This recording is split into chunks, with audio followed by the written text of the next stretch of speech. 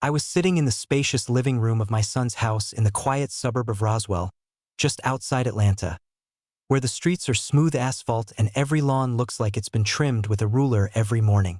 Soft light poured through tall, white-framed windows that I had paid to install 2 years ago, when David and Sarah decided the old ones let in too much pollen and ruined the backyard view.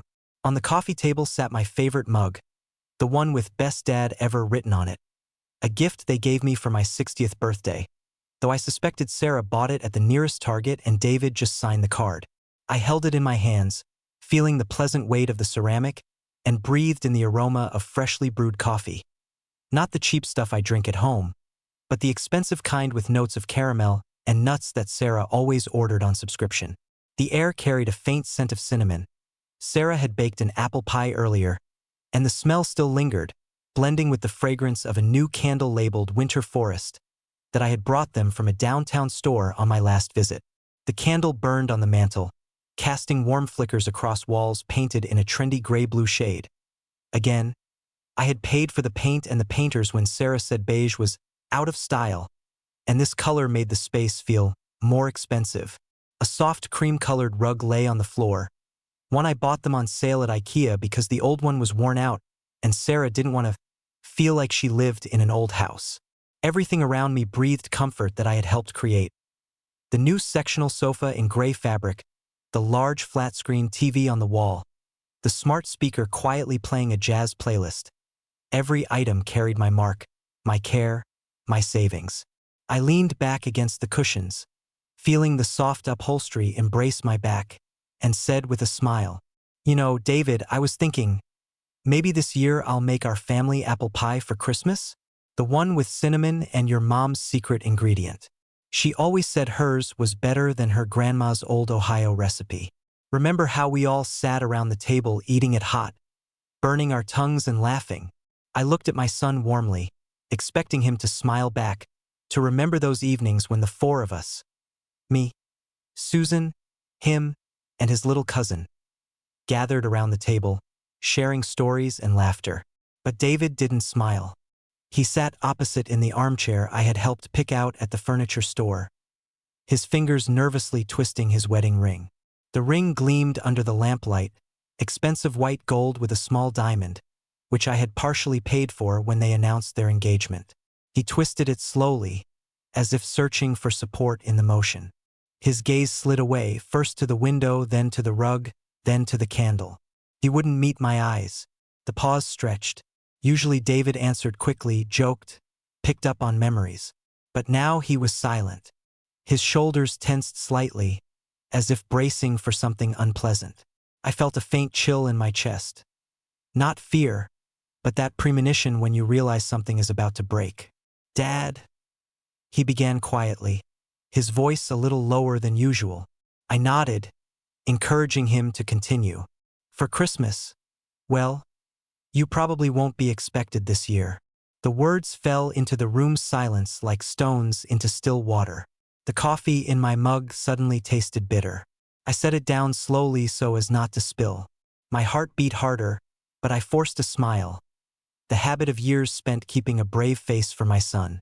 "What do you mean?" I asked calmly, though everything inside had tightened. David finally lifted his gaze, briefly, guiltily, then looked away again.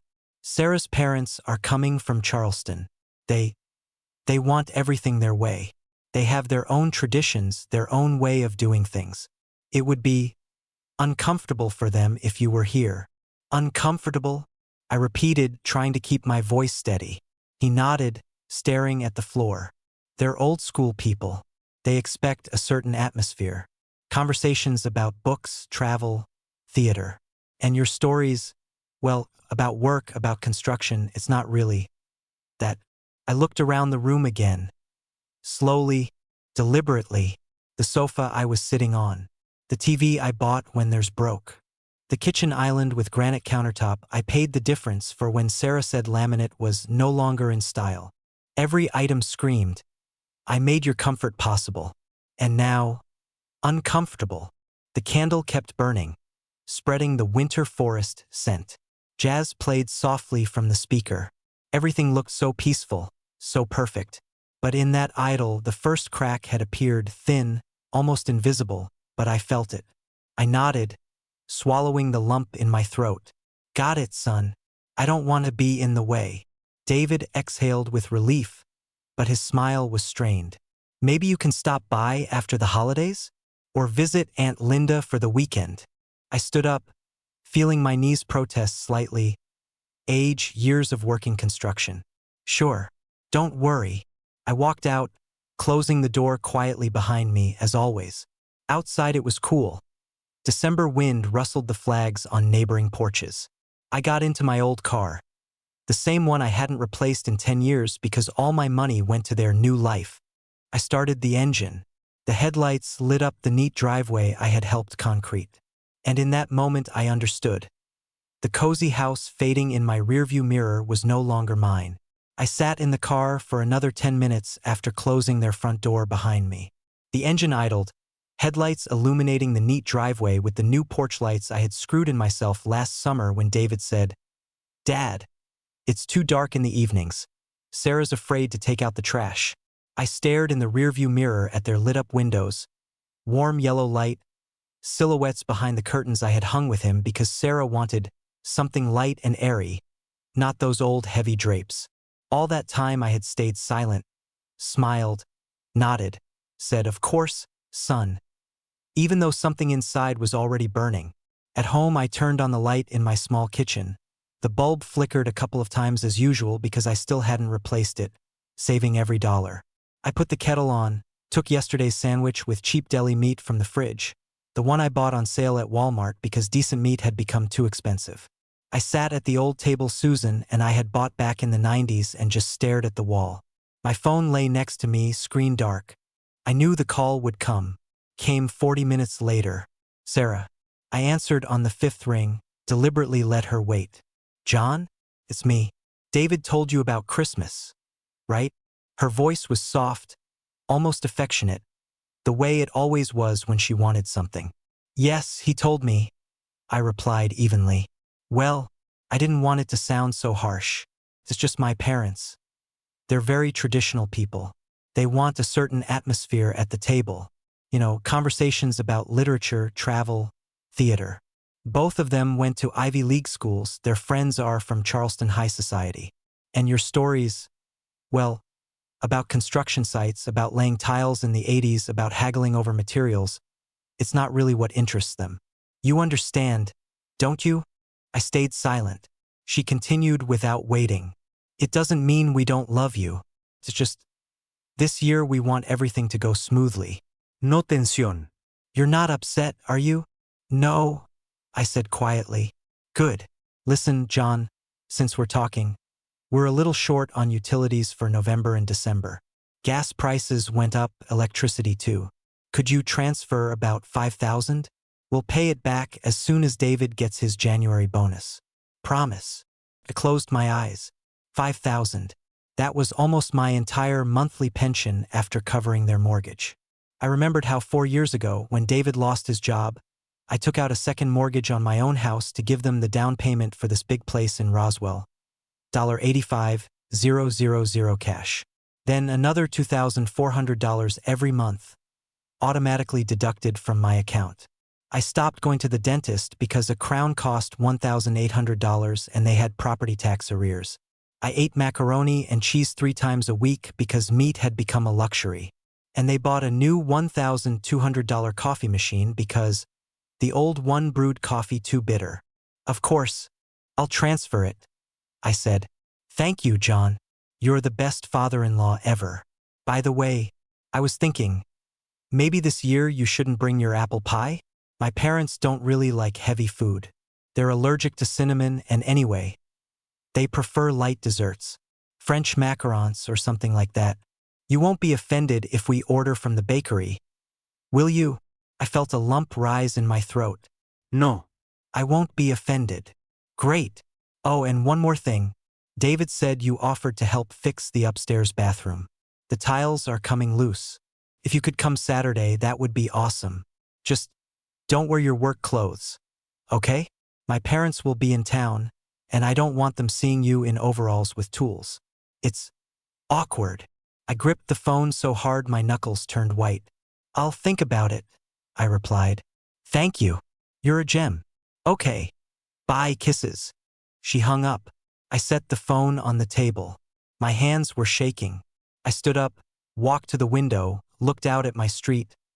Old houses, peeling paint, 2000s-era cars. My home. The one where Susan raised David, where we celebrated every holiday, where she died 8 years ago from cancer, and I still couldn't bring myself to replace her pillow on the bed. I went back to the table, opened my old but working laptop, logged into the banking app, looked at the transfer history. For years. 4 by 12 times $2,400 equals $115,200 just on the mortgage. Plus down payment $85,000. Plus kitchen remodel $22,000. Plus Sarah's new car $38,000. I gave it as a loan, but they forgot to repay. Plus utilities, taxes, fourniture, appliances, gift. The total had crossed $280,000. I sat staring at the numbers until the screen went dark from inactivity. Then I opened the photo gallery. There were pictures. Me and Susan at David's wedding, me holding the cake I baked myself, Sarah in her white dress smiling at me. Then photos of their house after the remodel. Everyone smiling, hugging, while I stood off to the side with tools in my hands. One of the most recent photos last Christmas. I'm sitting at their table, smiling, holding a glass. Sarah gives a toast. "To our wonderful family." Everyone claps. And back then I had already been eating oatmeal with water for 3 months because I gave them my last savings for their Christmas gifts to each other. I closed the laptop, stood up, went to the cabinet, pulled out the old box of documents. Statements, receipts, invoices, everything that proved. This house, this life, this atmosphere Sarah's parents guarded so carefully, was paid for by me. I sat back down. The phone vibrated again. A text from David. "Dad, thanks for understanding. Don't be offended, okay? We love you. It's just, this time it'll be easier for everyone without you." I didn't reply. Instead, I opened the banking app again and looked at the automatic payments section. One entry, mortgage David and Sarah, $2,400, first of every month. My finger hovered over the screen. Not yet, but the crack had already started. Deep, and it would keep growing.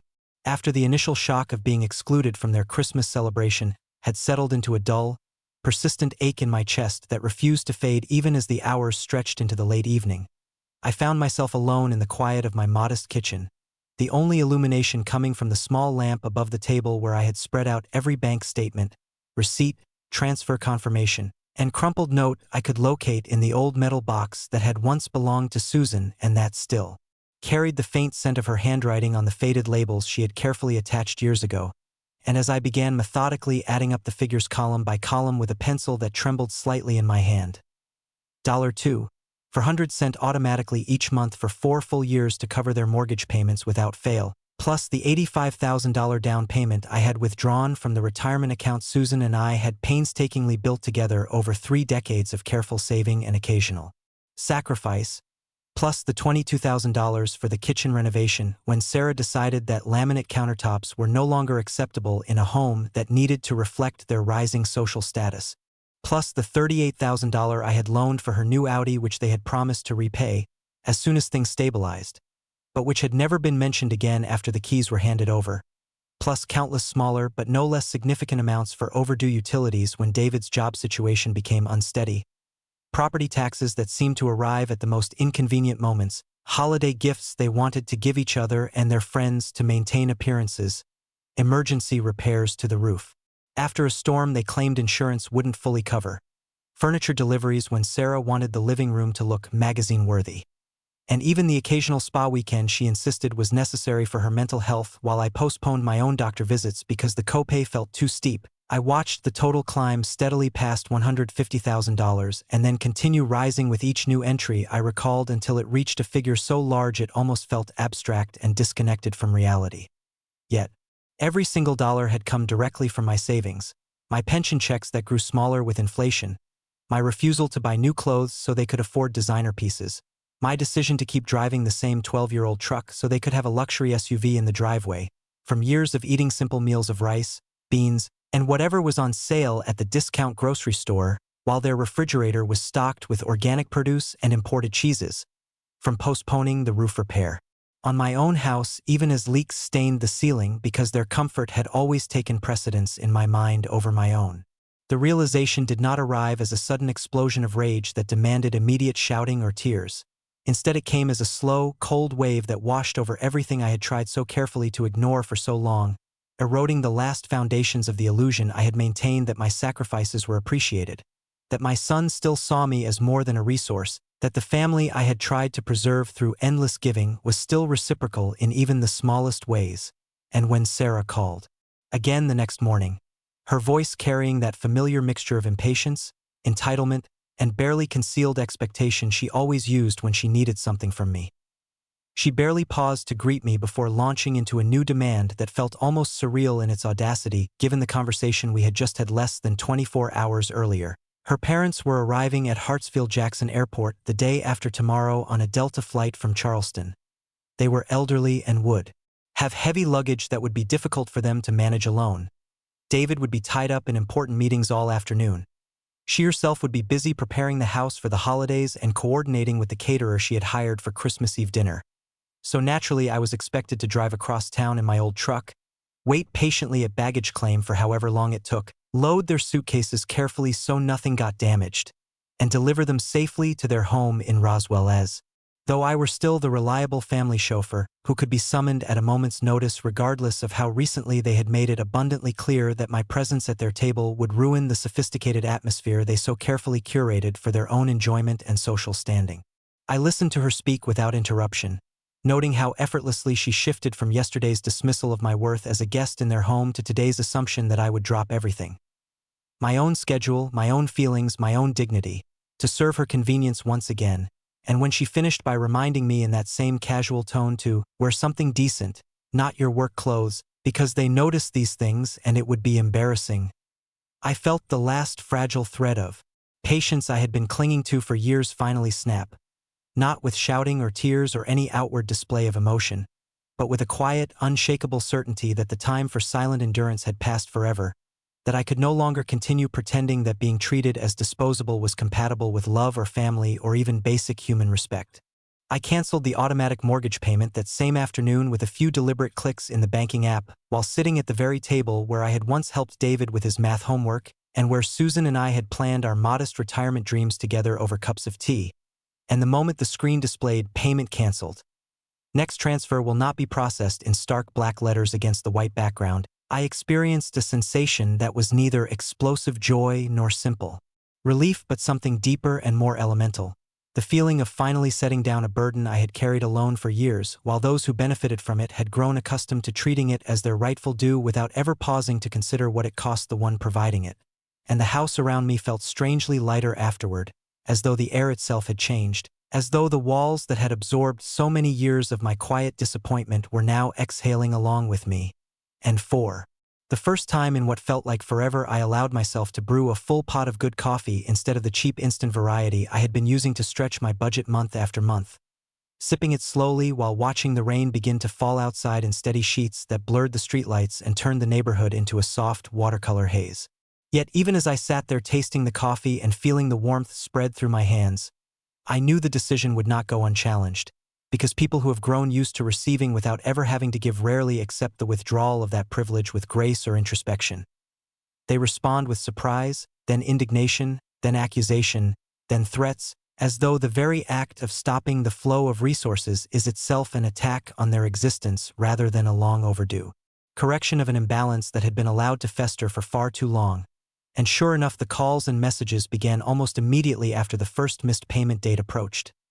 Sarah first, her tone shifting rapidly from genuine surprise to sharp indignation to outright fury as she accused me of betrayal, of punishing them over what she now called a minor holiday disagreement, of being selfish and vindictive when they had always considered me part of the family even if they sometimes needed space. And then David, his messages longer and more pleading, reminding me in careful paragraphs how much they relied on that money for stability, how the house was their future and the children's future, How canceling the payment now would jeopardize everything they had worked so hard to build together. Though noticeably absent from his words was any acknowledgement of what I had already given over the years or any apology for the way they had treated me as an afterthought, rather than a person with feelings deserving of consideration. I did not respond to any of them.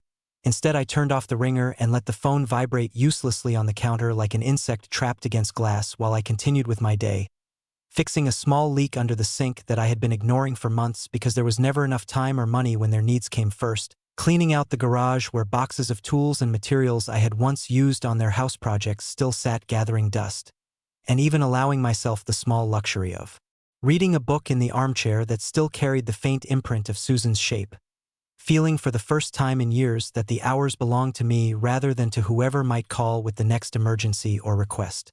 When the day of her parents' arrival arrived, December 23rd, with the sky heavy and gray and the rain falling in persistent sheets that turned the highways into glistening ribbons, I stayed home deliberately, brewing tea in the old kettle Susan had loved because it whistled just right, reading the newspaper at the kitchen table instead of rushing out the door, listening to the rain drum against the windows in a steady rhythm that felt almost soothing, and ignoring the escalating series of calls that lit up the screen every few minutes.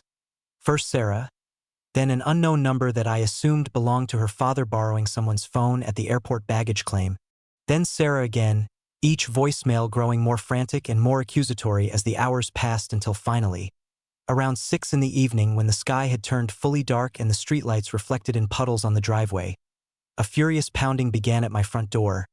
Not a polite knock but a hammering that rattled the frame and announced their arrival long before I reached the peephole and saw the three of them standing on the porch, soaked from the rain, faces flushed with anger and exhaustion. Sarah in her expensive coat now wrinkled and clinging wetly to her shoulders, Robert red-faced and breathing heavily with his tie loosened as though the weight had physically undone him, Linda clutching her purse as though it were a shield against the indignity of the situation they had been forced into. I opened the door but did not step aside to let them in. Instead I stood in the threshold, blocking the entrance to the only space that still belonged entirely to me without qualification or condition, and listened as Robert launched into a tirade that had clearly been rehearsed during the long taxi ride from the airport.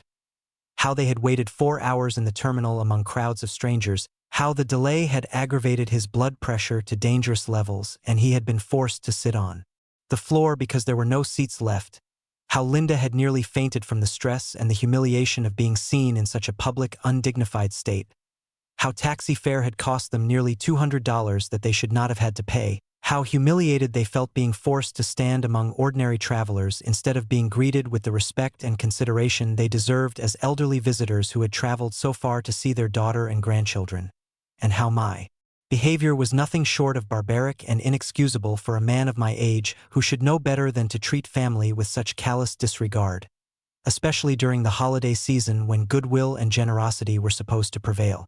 Sarah interrupted him several times, her voice cracking with what sounded like manufactured tears as she accused me of deliberately sabotaging their holiday, of punishing them for wanting a peaceful Christmas without tension, of turning my back on David when he needed me most and when the entire family was counting on my support, while Linda added quieter but no less venomous remarks about how disappointing it was to discover that someone they had once considered decent and reliable could behave with such selfishness and cruelty toward elderly visitors who had come with nothing but love and good intentions, only to be abandoned without warning or explanation. Throughout their tirade I remained calm, my arms folded across my chest to keep warm against the chill wind blowing through the open door, my voice steady when I finally spoke after they had exhausted their initial outburst. This was my home. I had not invited them here tonight or any other night. I had no obligation, legal, moral, or familial, to serve as their driver or their bank or their emotional support system, and if they had come to threaten me with their connections in banking circles, their influence in local media, their reputation among the Charleston elite, or their ability to make my life difficult through gossip or public shaming, they were welcome to try every avenue available to them, but they would do it from the porch because they were no longer welcome inside my house, my life, or my future. Robert jabbed a finger toward my chest, stopping just short of making contact as though some remnant of decorum prevented him from crossing that final line, and warned me in a voice that shook with barely contained fury that I had no idea who I was dealing with, that he had friends in high places across Atlanta and beyond, bank presidents, newspaper editors, city council members, people who owed him favors from decades in finance. And that one phone call could ensure my name appeared in every publication in the region, framed as the ungrateful, unstable old man who had abandoned his family in their hour of need, leaving elderly visitors stranded in a public airport during the holiday season. And that I would regret this decision for the rest of my life when the full weight of their social and professional network came down on me. Sarah sobbed louder, her mascara beginning to run in dark streaks down her cheeks, as she pleaded one last time for me to think of David, to remember that he was my son and that canceling the mortgage payment would destroy their home and their future, that he had been crying on the phone with her earlier because he couldn't understand how his own father could be so heartless, while Linda muttered under her breath about how I would be remembered as the selfish old man who chose pride over family, when everyone else was coming together to celebrate the season of forgiveness and generosity. I looked at each of them in turn.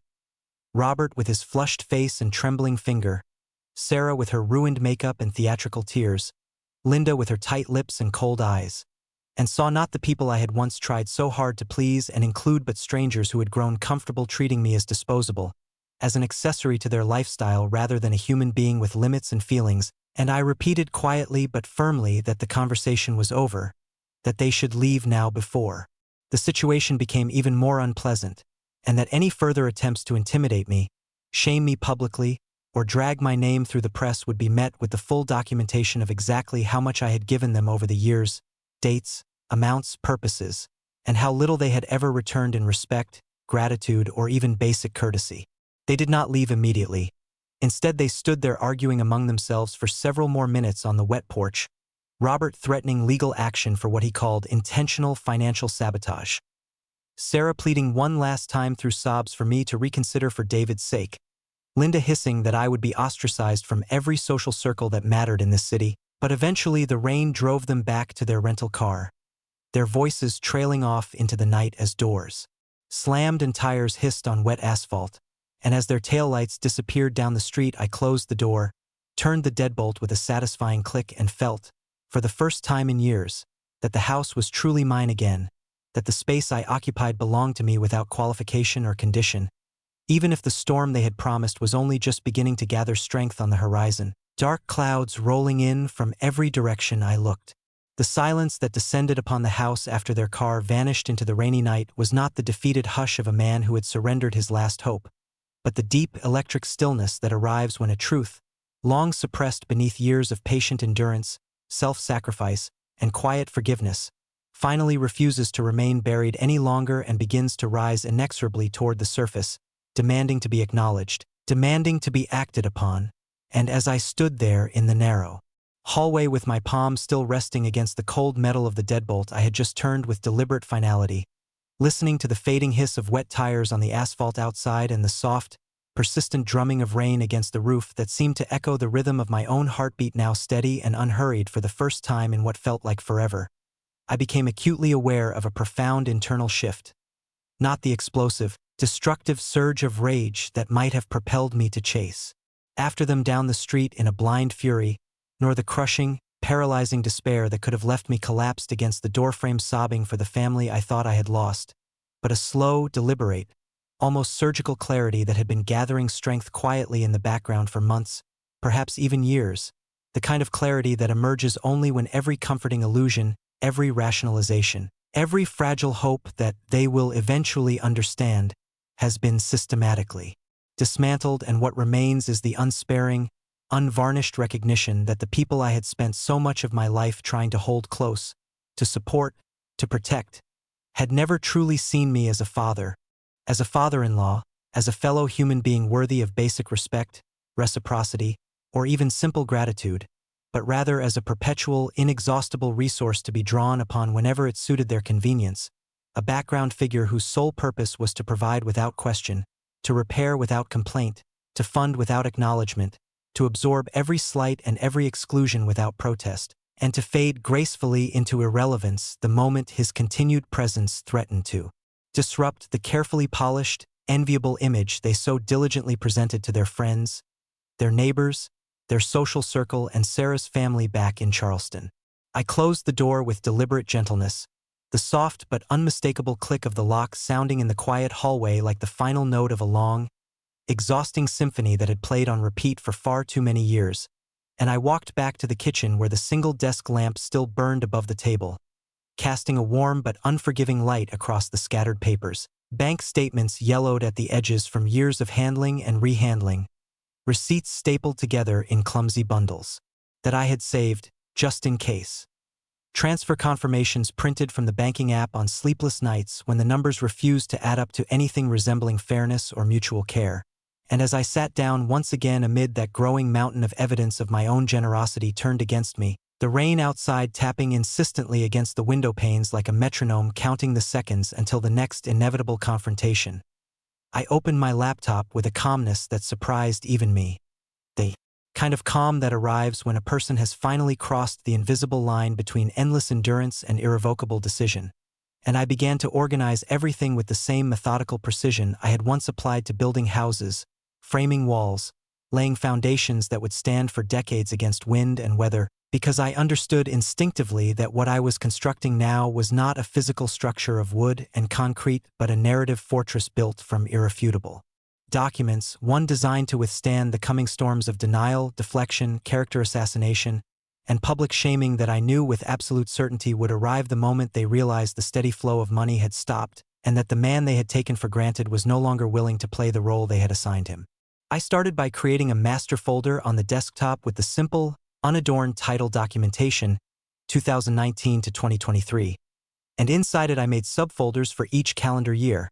Then within those subfolders separate directories for each major category of expenditure that I could remember or document: mortgage transfers, containing every automatic $2,400 payment screenshot going back to the very first one in January 2019, initial down payment and closing costs with the wire transfer receipt for the $85,000 I had pulled from the retirement account Susan and I had named Our Tomorrow in a moment of quiet optimism many years earlier, kitchen and bathroom renovations holding invoices from contractors, receipts from Home Depot and Lowe's for materials I had personally purchased and delivered on weekends when they were too busy to handle it themselves, photographs I had taken of the finished work with timestamps that perfectly matched the dates of large transfers from my account, vehicle purchases and maintenance, documenting the $38,000 down payment on Sarah's Audi and the subsequent repair bills I had quietly covered when the warranty expired sooner than expected, utility and tax payments, showing dozens of smaller but cumulatively significant transfers when their cash flow ran short, holiday and gift expenses, listing the extra money wired so they could buy presents for each other and their friends while I spent those same holidays with a single poinsettia and a frozen turkey dinner heated in the microwave, miscellaneous emergency funds, covering everything from unexpected medical copays they claimed insurance wouldn't touch to last-minute flights for Sarah's parents when they decided to visit unannounced. And finally, social media corroboration, containing carefully timestamped screenshots of their Instagram stories, Facebook posts, and Pinterest boards showing new furniture arriving the day after a large transfer, vacation photos from places they visited while telling me they were barely getting by, holiday decor they proudly displayed as our beautiful home, without ever mentioning the man whose money had made that beauty possible, and captions celebrating their hard work and blessed life that now read like cruel ironies when placed alongside the corresponding bank records. As the hours passed and the rain continued its relentless rhythm outside, turning the night into a continuous gray curtain that blurred the boundary between evening and early morning, I worked methodically, cross-referencing dates and amounts with obsessive care, noting how often a large transfer from my account coincided exactly with a new post about luxury items or outings they could not have afforded on David's salary alone. How frequently Sarah's requests for a little help this month arrived in text messages followed within days by photographs of new designer handbags, spa weekends, or restaurant meals posted with captions about treating ourselves. And with each connection I made the picture grew clearer, sharper, more undeniable. This was not occasional, generous help given freely between family members who loved and supported one another.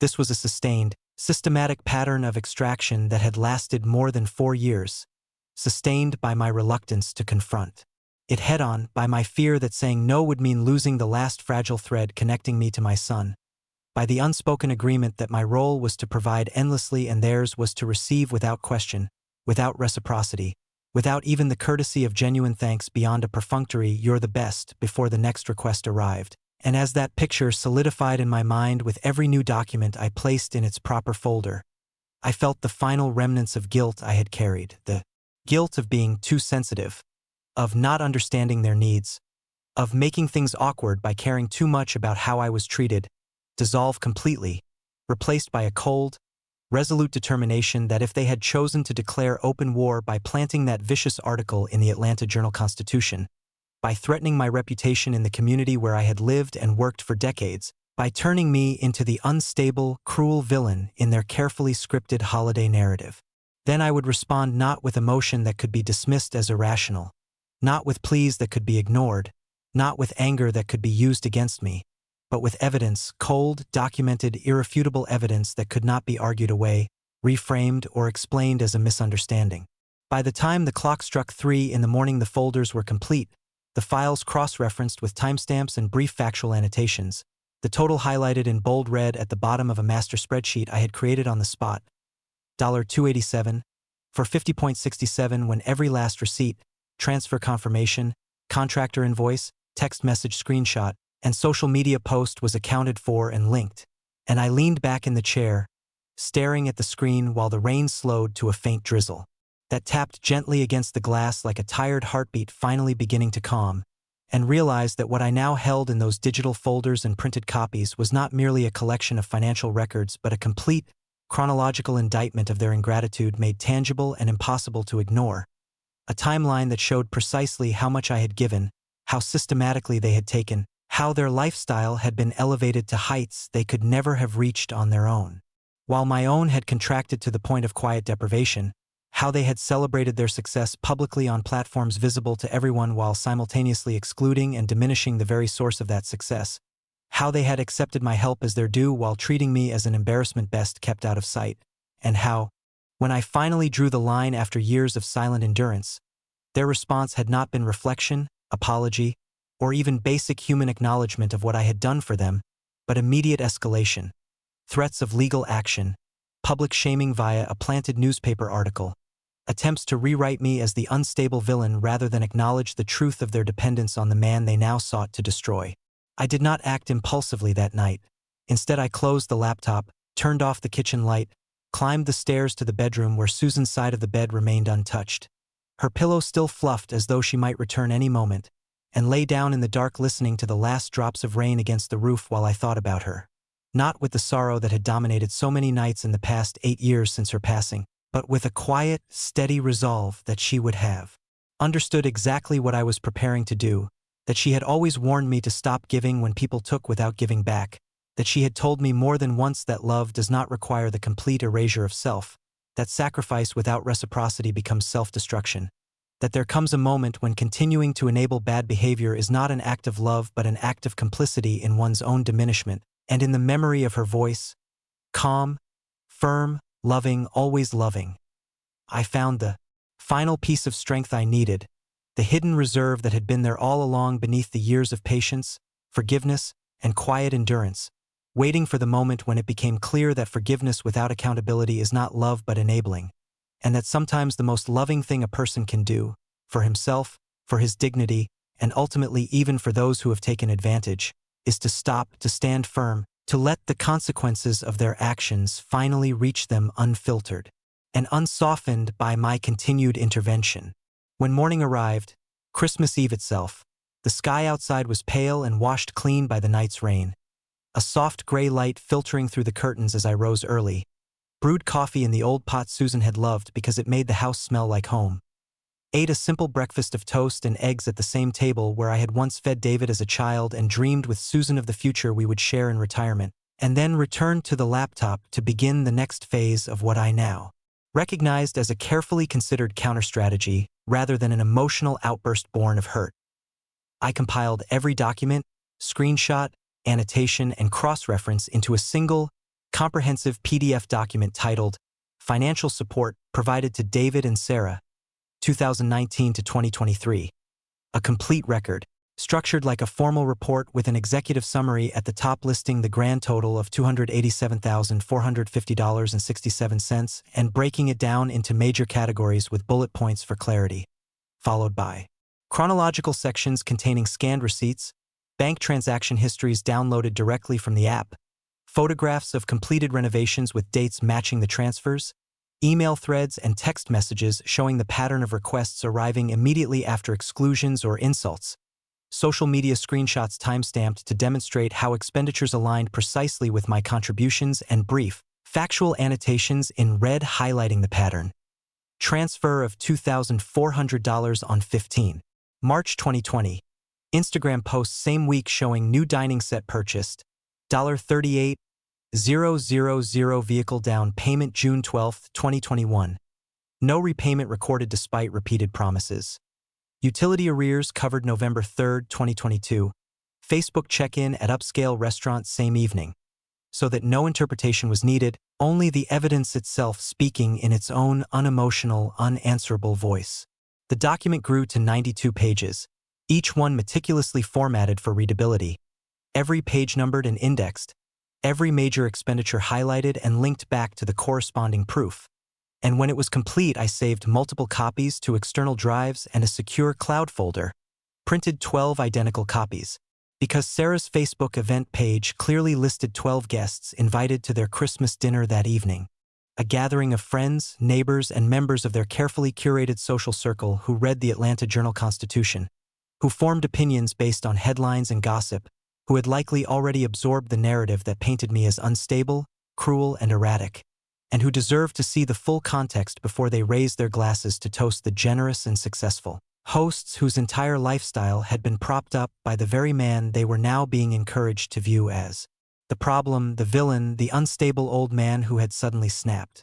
I bound each copy simply with a staple, placed them in plain manila envelopes with no return address or identifying marks that could be traced back to me in any way that might allow them to dismiss the contents as a forgery or a prank, and by late afternoon, as the winter light began to fade and the rain picked up again in soft, intermittent waves that blurred the streetlights and turned the neighborhood into a quiet, glistening dreamscape, I drove across town in my old truck, parking a block away from their house in Roswell where warm light already spilled from every window, cars lined the driveway in neat rows, and the faint sounds of laughter, clinking glasses, holiday music, and cheerful conversation drifted through the air as guests arrived for what was intended to be an evening of flawless celebration.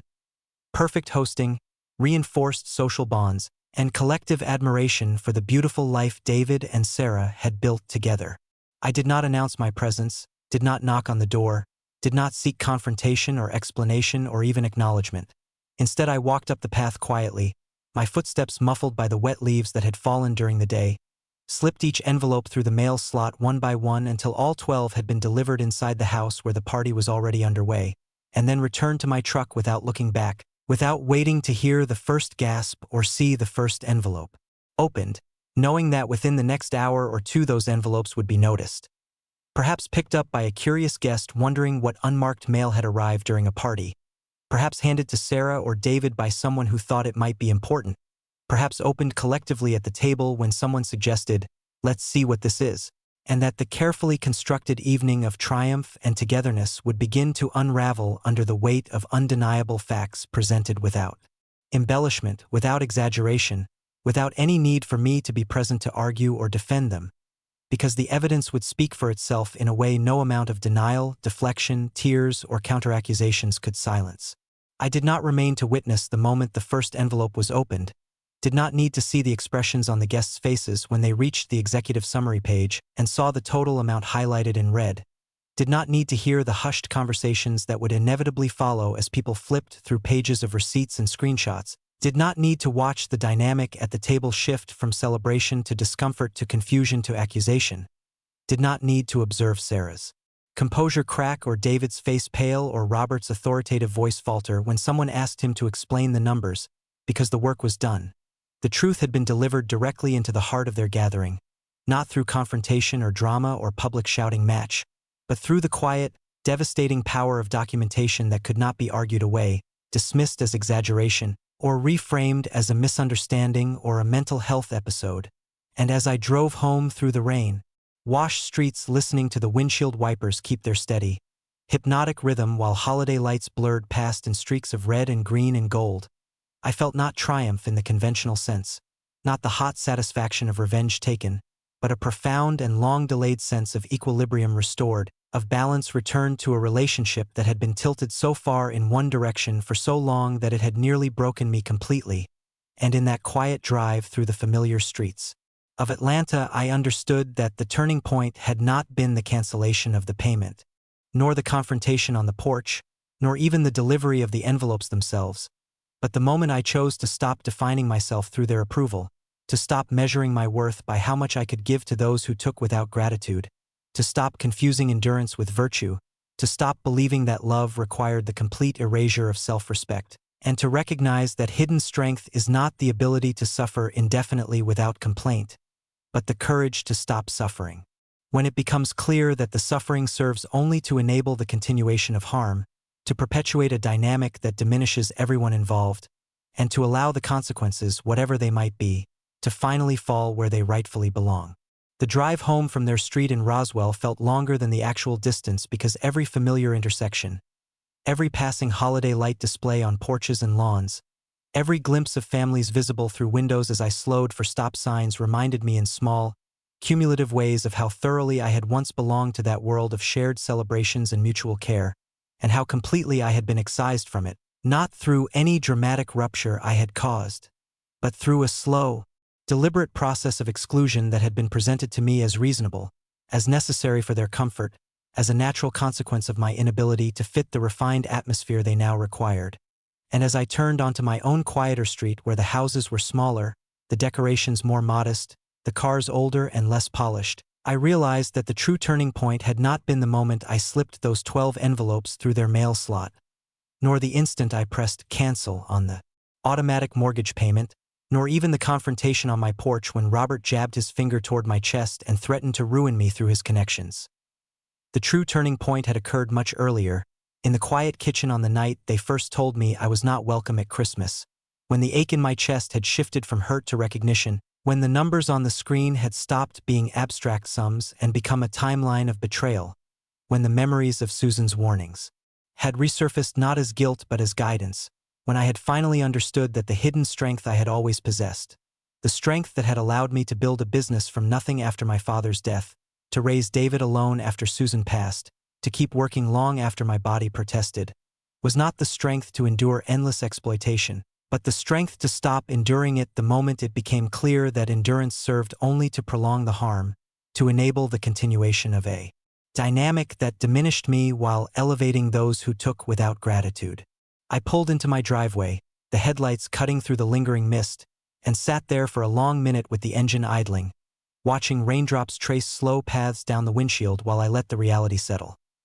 The envelopes were now inside their house, lying among the holiday cards and gift tags on the entry table, or perhaps already picked up by a curious guest wondering what unmarked mail had arrived during a party. And within the next 30 minutes, perhaps sooner, someone would open one, flip to the executive summary page, see the total highlighted in red, $287 for 50.67, and feel the first flicker of confusion, the first question forming in their mind about whether the story they had been told about me matched the story the documents told about them, and that flicker would spread from one guest to another as envelopes were passed around the table, as pages were turned in silence broken only by the soft clink of silverware being set down, as eyes widened at receipts for granite countertops and luxury appliances purchased the week after I sent money for unexpected expenses.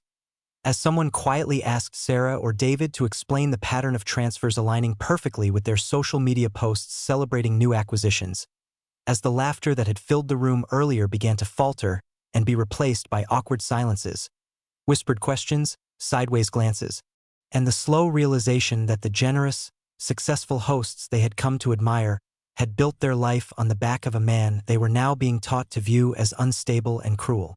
I turned off the engine, stepped out into the drizzle, and walked inside to the house that had always been mine but had felt borrowed for so many years because so much of my energy, my money, my time had been directed toward maintaining a connection that had long ceased to be mutual.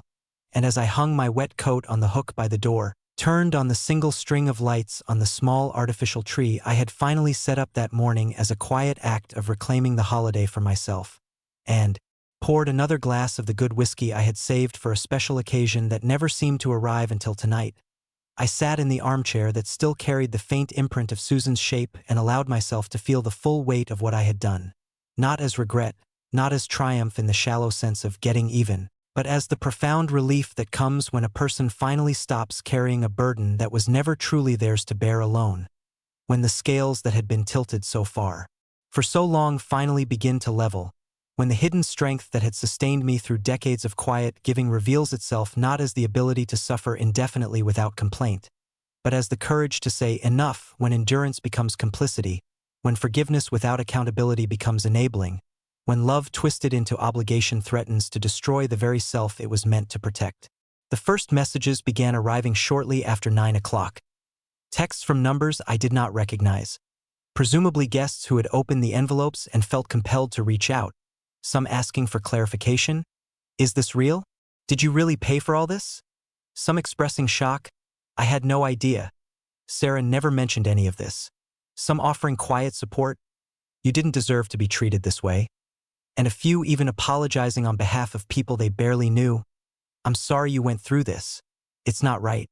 I read each one without replying, letting the words settle like rain on dry ground, absorbing the confirmation that the truth had landed exactly where I intended it to land. Not as a weapon of destruction, but as a mirror held up at the precise moment when denial was no longer possible. And as those messages continued to arrive in waves throughout the evening and into the early hours of Christmas morning, I turned the phone face down on the coffee table, sipped the whiskey slowly, and let the quiet of the house wrap around me like a promise that the turning point had arrived, that the balance was shifting, that from this moment forward I would no longer be defined by what I had given to those who took without gratitude, but by what I had reclaimed for myself. My time, my resources, my dignity, my right to live without apology for refusing to be used.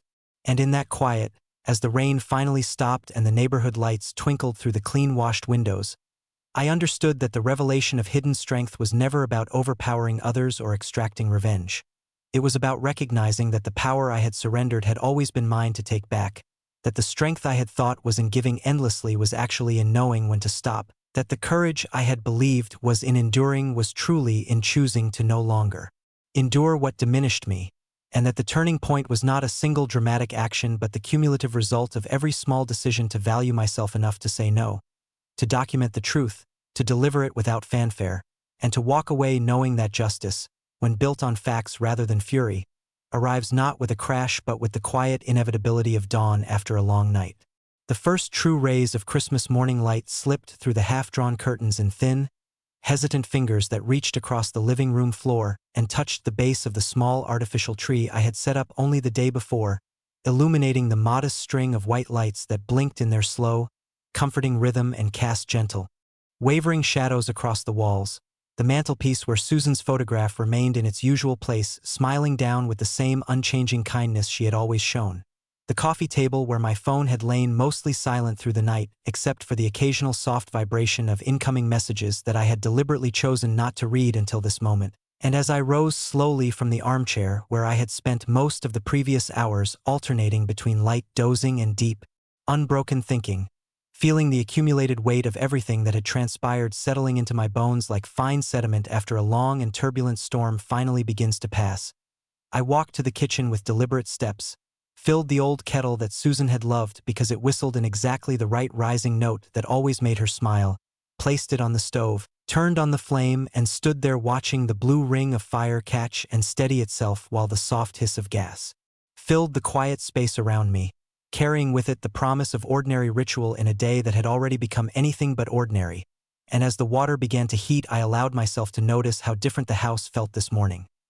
Not empty in the way it had felt for so many years when the silence had been a reminder of absence and loss, but quiet in a new way, a way that held possibility rather than grief, space rather than pressure, room to breathe rather than room to be consumed by the needs and expectations of others.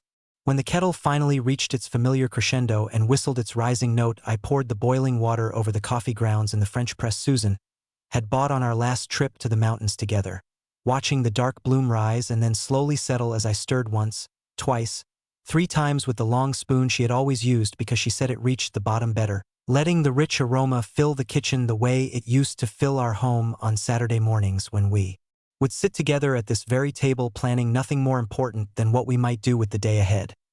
Perhaps walk in the park, perhaps visit the farmer's market, perhaps simply stay home and read side by side while the world moved on without us. And as I carried the full mug back to the living room and settled once more into the armchair that still bore the faint imprint of her shape from all the evenings she had spent there knitting or reading or simply being, the steam rising in slow, lazy curls that carried memories with them like ghosts that no longer hurt but simply visited, I picked up the phone at last and began scrolling through the accumulated messages that had arrived in waves throughout the night and into the early hours of this first Christmas without obligation, without expectation, without the need to be anywhere but here.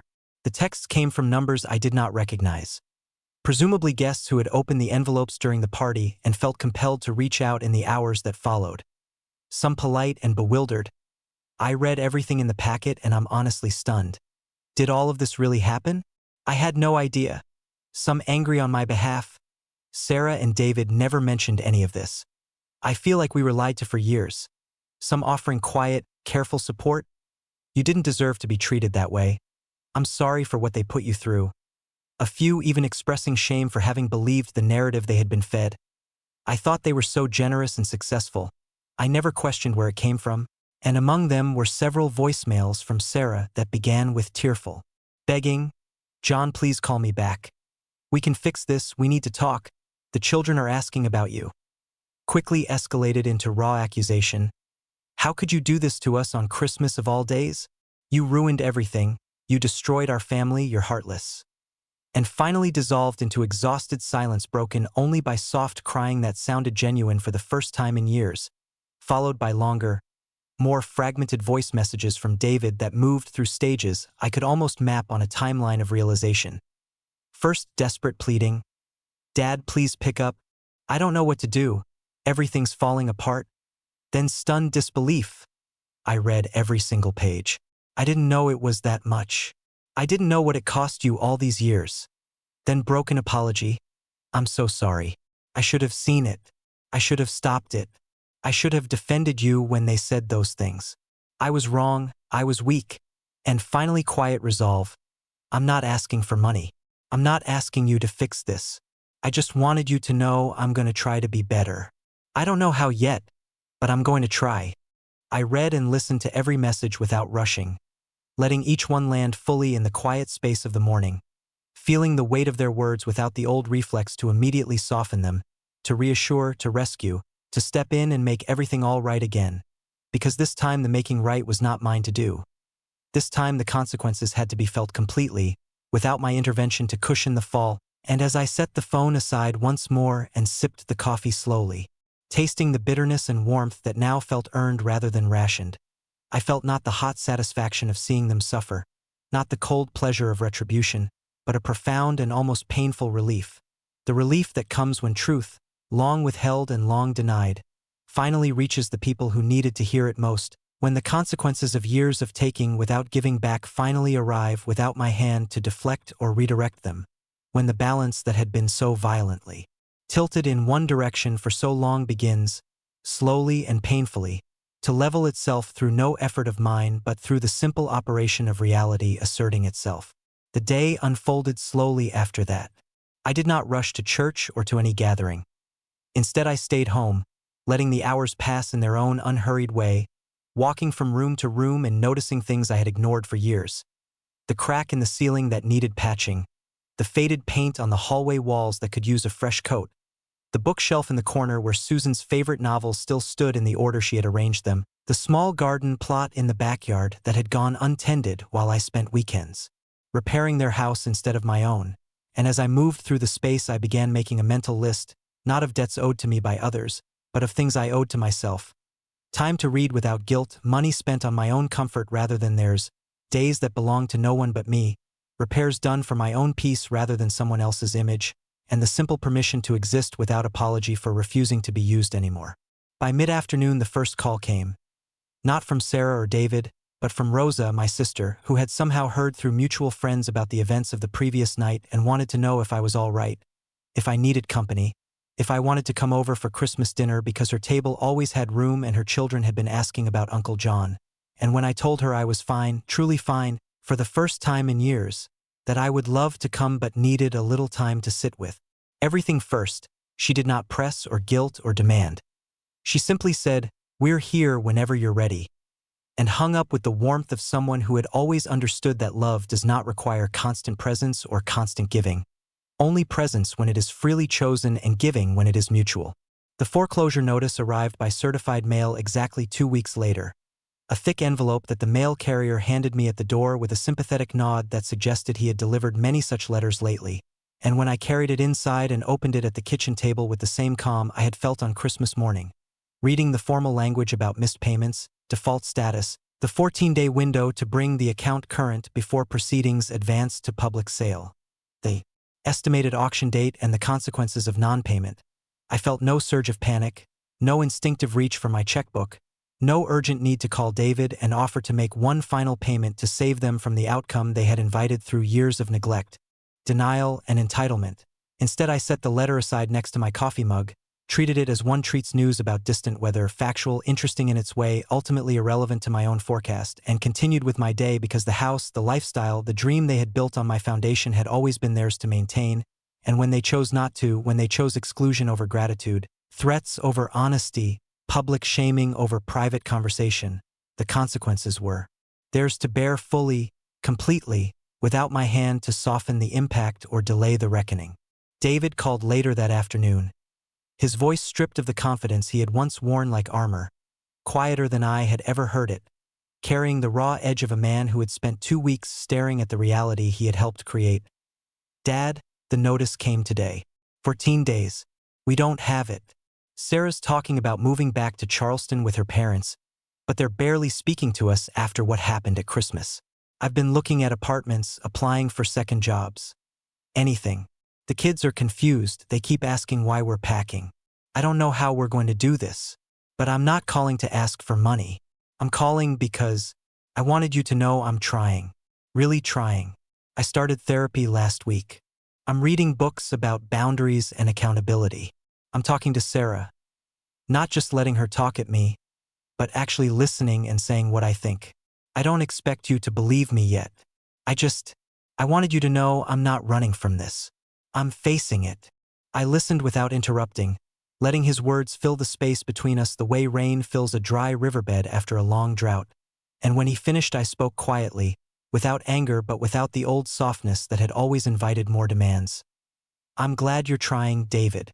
That's all I ever wanted, for you to see, to choose differently, to start acting like the man I raised instead of the one they shaped. But I'm not going to step in this time. The money is gone. The years are gone. The house may go too. What you do next is yours to decide. If you want a relationship with me, it starts here, now, on equal ground, no expectations, no demands, just respect. Show me through actions, not promises. Show me you can be the son who stands up, who chooses right over easy, who remembers who was there from the beginning. And if you can't, then we'll both have to live with that truth." He was silent for a long moment, then said simply, "I understand. I'll call again when I have something to show you. Not money, but change. Thank you for not hanging up on me today. And Merry Christmas, Dad. I mean it." I wished him the same, hung up gently, poured another cup of coffee, and walked to the back porch where the winter air was crisp and clean, carrying the faint scent of pine from someone's fresh-cut tree nearby. And as I stood there looking out at the yard that had waited years for attention while I focused on theirs, I felt the future stretch out before me not as a void left by loss, but as wide, unclaimed space filled with possibility. Space to repair the roof that had leaked for too long, to buy the new coat I had needed but postponed, to visit Rosa and her family without guilt, to read books in the afternoon without calculating their cost against someone else's needs, to live in a way that honored Susan's memory not by endless sacrifice but by living fully, respectfully, freely, without apology for refusing to be used anymore. Months passed in a slow, deliberate unfolding. The house in Roswell sold at auction in late March, the proceeds barely covering what was owed after fees, penalties, and back taxes, leaving David and Sarah with almost nothing from the equity they had once believed would carry them forward forever. and they moved into a small two-bedroom apartment on the edge of the city. A place with thin walls, no backyard, no view, where the sound of neighbors' lives filtered through the ceilings and floors, and began the slow, painful work of rebuilding. Without the cushion of my support, without the illusion that someone else would always be there to catch them when they fell. David took a second job delivering packages on weekends, came home exhausted but determined, started attending therapy twice a week to understand why he had let things go so far, why he had chosen silence over standing up, why he had confused providing for his family with allowing them to take from his father without conscience. Sarah, after weeks of anger, blame, and silence, eventually joined him in therapy, though the marriage remained fragile, held together more by shared history and the children than by renewed trust or passion, and her parents returned to Charleston without offering financial help or even emotional support, their own social standing damaged by the whispers that followed the Christmas envelopes, by the questions from mutual friends who had seen the documents and begun to wonder about the story they had been told. I did not rush to forgive or forget. I let time do its work, letting David prove through actions rather than words that he understood what respect looked like, that he was willing to change not because he had lost everything else but because he had finally seen what he had lost first, me. And slowly, carefully, we began to rebuild. Not the old relationship where I gave and he took, where my role was provider and his was recipient, but something new, something honest, something based on mutual recognition rather than obligation, on conversation rather than transaction, on presence rather than payment. He called once a week, not to ask for anything, but to talk, to listen, to share small victories like paying a bill on time without panic, having an honest conversation with Sarah about boundaries, reading a book about adult children of overgiving parents and recognizing himself in the pages, taking the children to the park on Saturdays instead of working extra hours, learning to say no to Sarah's parents when they tried to dictate terms from afar. Spring came slowly to Atlanta, the trees budding with tentative green that spread day by day, the air warming with the promise of renewal, and when Rosa invited me for Easter dinner with her family. The first holiday in years where I was not only welcome but actively wanted, where my stories were listened to with genuine interest rather than polite tolerance, where my presence was the point rather than the problem. I went, bringing the apple pie I had baked using Susan's recipe, the one with the secret ingredient she had taught me so long ago, and as I sat at their table surrounded by laughter, children running around with chocolate eggs and painted faces, cousins sharing stories without judgment or exclusion, I felt the future stretch out before me not as a void left by what I had lost, but as wide, unclaimed space filled with possibility. Space to repair the roof that had leaked for too long, to buy the new coat I had needed but postponed, to travel if I wanted without calculating the cost against someone else's needs, to spend time with people who valued me for who I was rather than what I could provide. And in that moment, surrounded by real family rather than transactional relationships, I understood the moral that had been waiting to be learned all along. And in that moment, surrounded by real family rather than transactional relationships, I understood the moral that had been waiting to be learned all along, the one that had been whispering beneath every sacrifice, every canceled check, every quiet evening alone while I funded their laughter in another house.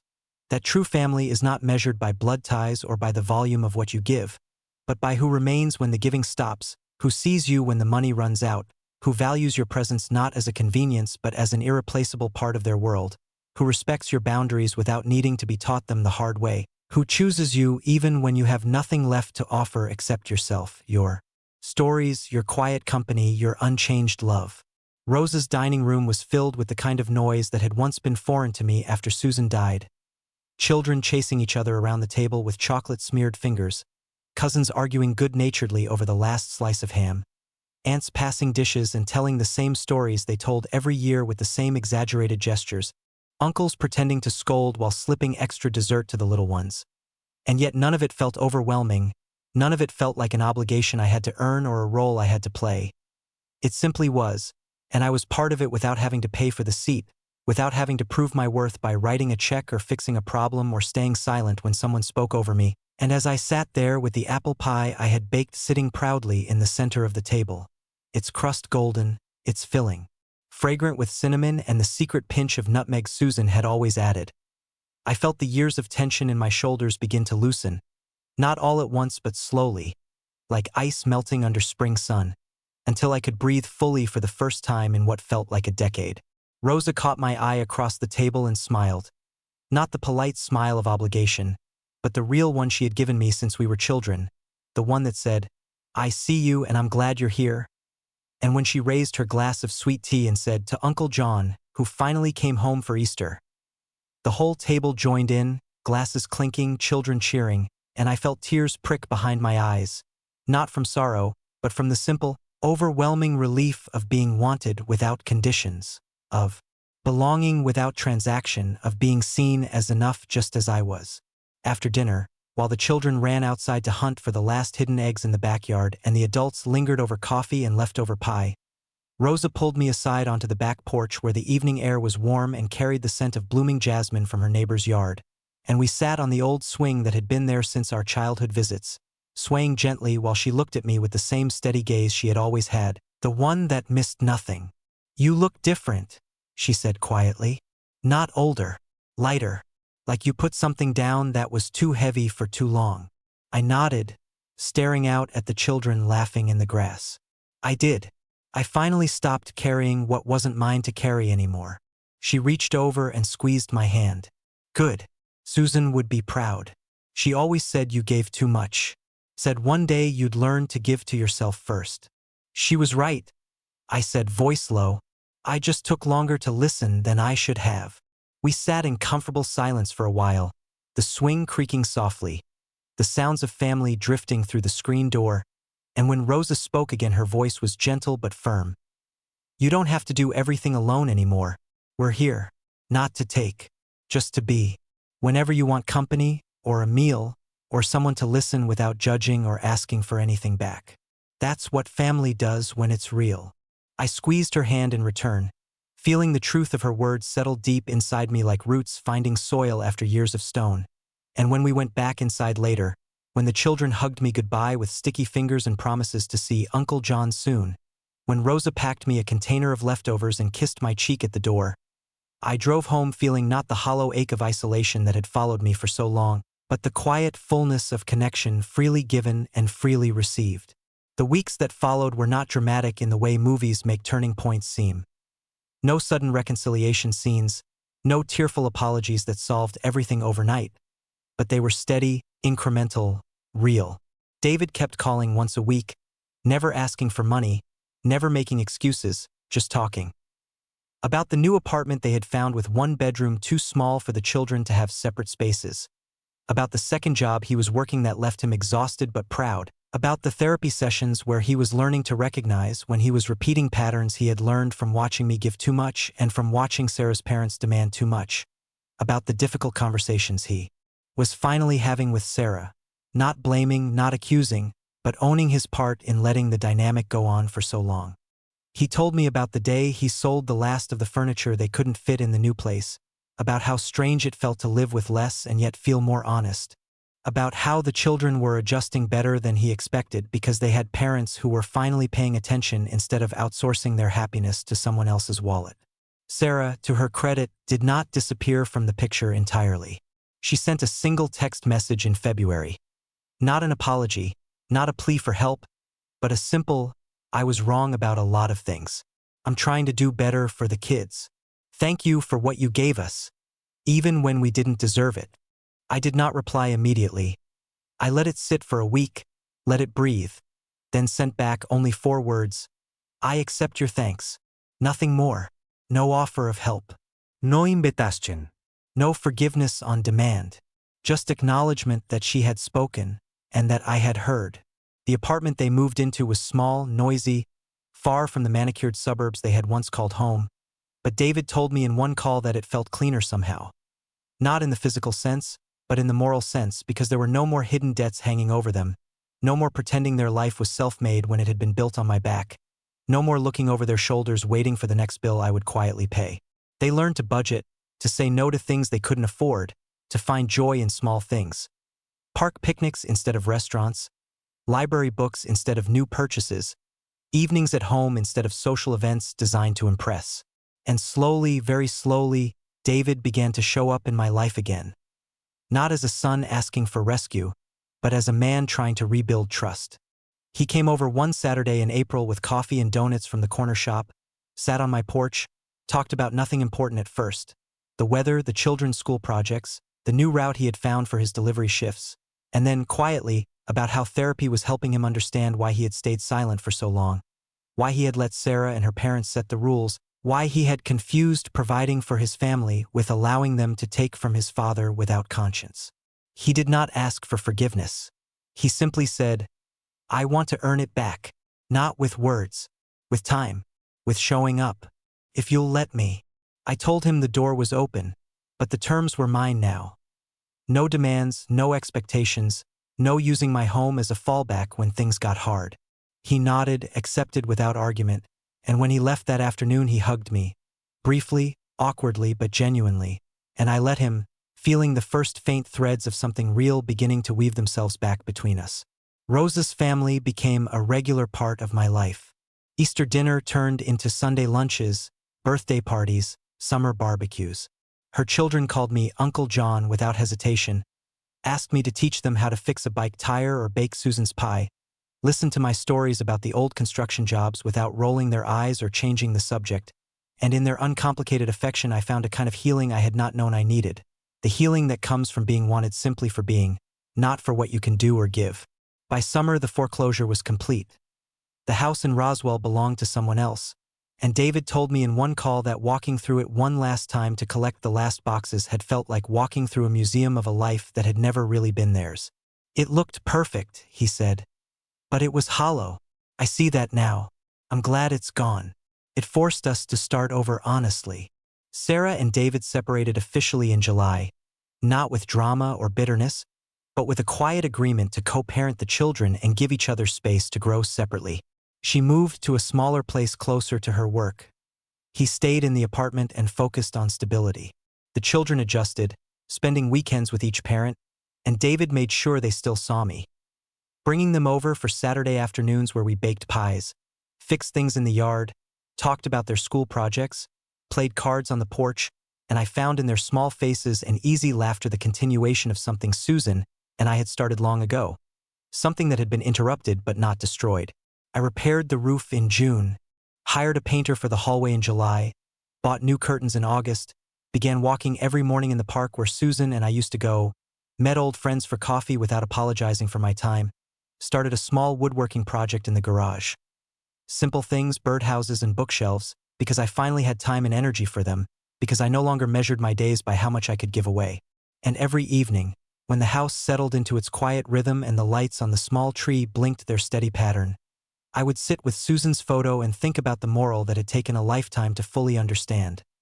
That real family is not defined by blood or by how much you give, but by who remains when the giving stops, who sees you when the money runs out, who respects you without conditions and without scorekeeping. That patience is strength only when balanced with self-respect, that forgiveness is powerful only when it comes with boundaries that protect the giver as much as the forgiven, that love is not endless sacrifice but mutual care, mutual honor, mutual growth, that the greatest justice is not revenge or destruction but the quiet restoration of dignity to the one who had given it away for too long, and that the most profound victory is not winning against others but winning back yourself, your time, your peace, your right to live as though your worth was never measured by what you could be persuaded to surrender.